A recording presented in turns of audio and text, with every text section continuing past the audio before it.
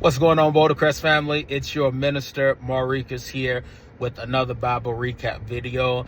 If this is your first time watching, I want to let you know that this is very unorthodox and unfamiliar. For me, I am usually in my office somewhere. And I'm doing at the church building, but today I had some errands to run and I pulled over in the parking lot because I wanted to get these videos out to you. So just know this isn't normal, but I had to get it out this week and wanted to do that. So here we are. Today on this Bible recap video, we're going to be looking at the book of Daniel. Very brief. We're going to look at the book of Daniel, and Daniel chapter 1. The children of God are being led into Babylonian captivity under the reign of King Nebuchadnezzar. You all are familiar with him, King Nebuchadnezzar. He brings over the children of God into Babylonian captivity, but he wants the choicest young men who have potential, who are wise, who are skilled, who are handsome, all of these things, and he's going to teach them. I believe for 3 years, he's going to teach them the way of Babylon. He's going to teach them the language, the customs, and all of those things. So he brings them over. There were 4 young men that stood out amongst the many men and women that he brought over. And these 4 young men their names were Daniel, Hananiah, Mishael, and Azariah. Now, you all may know them as Daniel, Shadrach, Meshach, and Abednego, right? So we know that was not their actual Hebrew names. That was not the names they were born with, but their names were changed. As they were brought over into Babylon, their names were changed to Shadrach, Meshach, and Abednego, and Daniel was Belteshazzar. So their names were changed as they got over there, but there's a key verse in chapter 1 that sets the tone and trajectory of the book. The text says, "But Daniel made up in his mind that he was not going to defile himself with the king's food."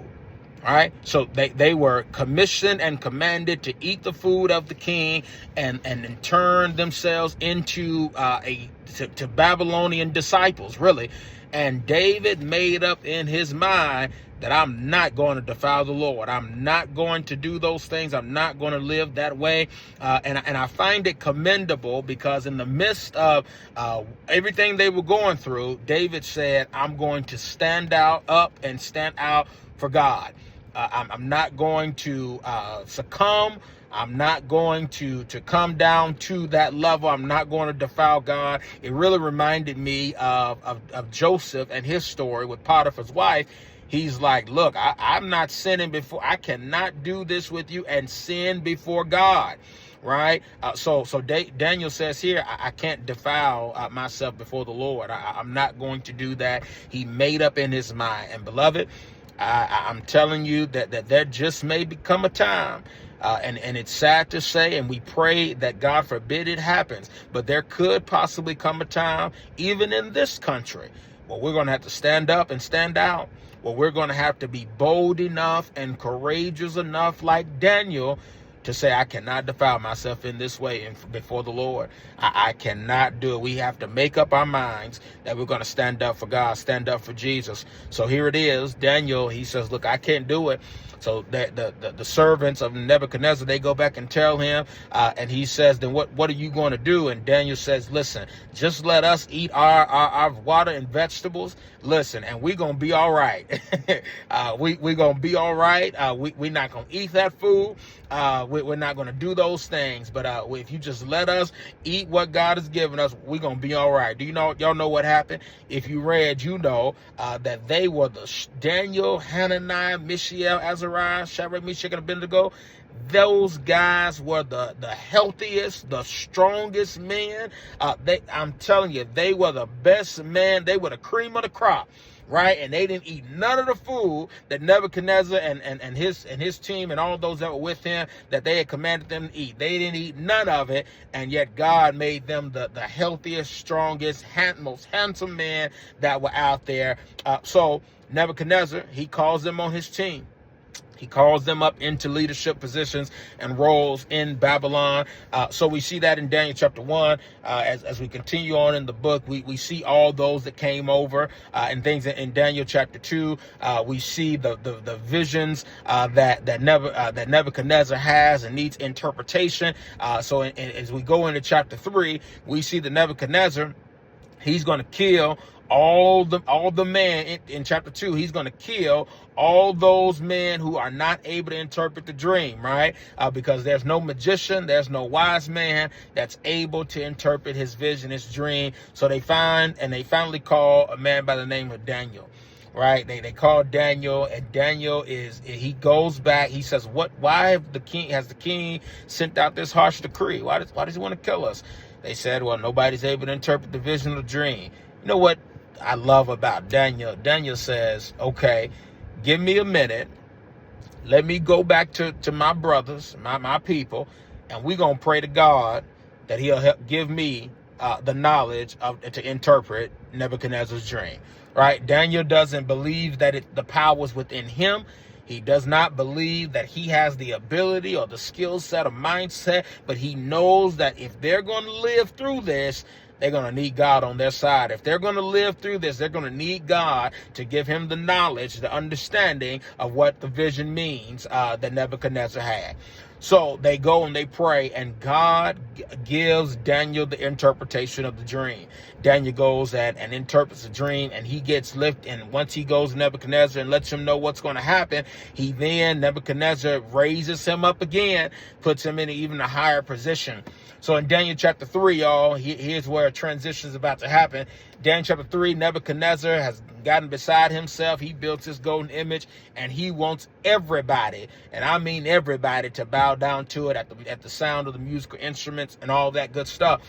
So when the decree comes out, people are bowing down, but I believe Shadrach, Meshach, and Abednego had saw Daniel, what he did back in chapter 1.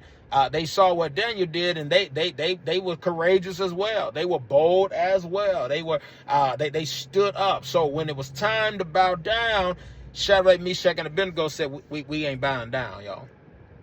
We're not bowing down to this image or any other image. We cannot do it. So so the servants bring them to Nebuchadnezzar, and they said, listen, these guys said they ain't bowing down. Now remember, they're not as high as Daniel, but they are in a significant position. And so Nebuchadnezzar, he's like, wait a minute, y'all not bowing down? I thought y'all was, on our side.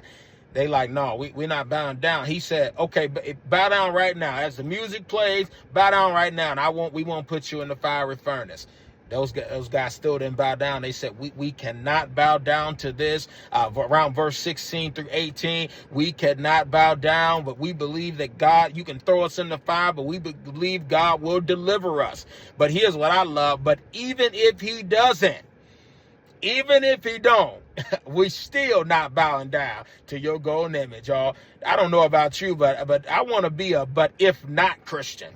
I want to be a Christian that believes God enough that even if God doesn't do what I'm asking him to do, he's still good, and I'm still not bound down. I'm still not going to lose faith. But even if not, things may not be going right in your life, and you want God to move and do something. But even if he doesn't, he's still a good God. Your finances may not be where you want them to be, and you're asking God for increase. But even if he doesn't, he's still a good God. Things may not be going right in your family with your children, and you're asking God to fix it. But even if he doesn't, he's still a good God, y'all. The Shadrach, Meshach, and Abednego, they set an example for us to stand, especially in this country that we're living in today, that we just might have to that just may come a time where we have to stand like Shadrach, Meshach, and Abednego and say, I'm not bound down, that we're not going to defile ourselves before the Lord, that God is able to deliver us.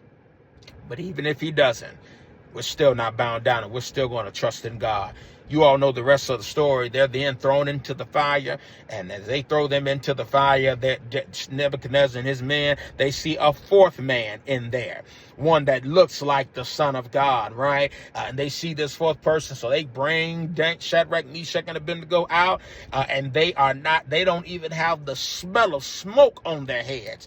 Their clothes are not burned. They come out just as they went in. And Nebuchadnezzar, he comes to the realization that there is a God, the God of Israel, the God of the Hebrews, and nobody bet not say nothing about this God, right? That's the decree. And so, and as we continue to go through the book, Daniel, he then proclaims many visions, and he gives he interprets many dreams for Nebuchadnezzar. And then when Nebuchadnezzar moves off the scene, we see Darius comes in, and then we see Daniel in chapter 6. He's thrown into the lion's den, and yet God is faithful. I love that when the king went to go try to check on Daniel, he goes to see Daniel. You okay? Daniel said, yeah, my God, he closed the mouths of the lions, y'all. What a mighty good God we serve, that he will shut down things that are meant to harm you, things that have a desire to harm you. God will shut their mouths. God will close doors down. He will bring down fortresses, that are against us. So God closed the mouths of the lions. Daniel comes out. He continues his prophetic ministry, y'all. And it's just a great book, great prophet, very encouraging book, a lot of things we can learn from that. But one of the main things I really think we can learn is that we have to stand up for God. We have to remain faithful to God. We have to continue to serve God in the midst of oppression, in the midst of a society and world that is so anti-God. In a world that is so anti-Christ, we have to stand up for God. We have to continue to tell the world that we're not going to defile ourselves, and we're not going to live that way. We have to set another standard. We have to do what Paul says in Romans chapter 12, be not conformed to this world, but be ye transformed by the renewing of your mind, to prove that which is good and acceptable and perfect will of God. Well, beloved, that's it for our Bible recap video for today, the book of Daniel. I pray and hope that something's been said or done that's encouraged you, built you up in your most holy faith. And I look forward to the next time. Prayerfully, next time I'll be in a better setting in my office, and everything will be back to normal. But God bless you. May God keep you until the next time. Take care. Bye-bye.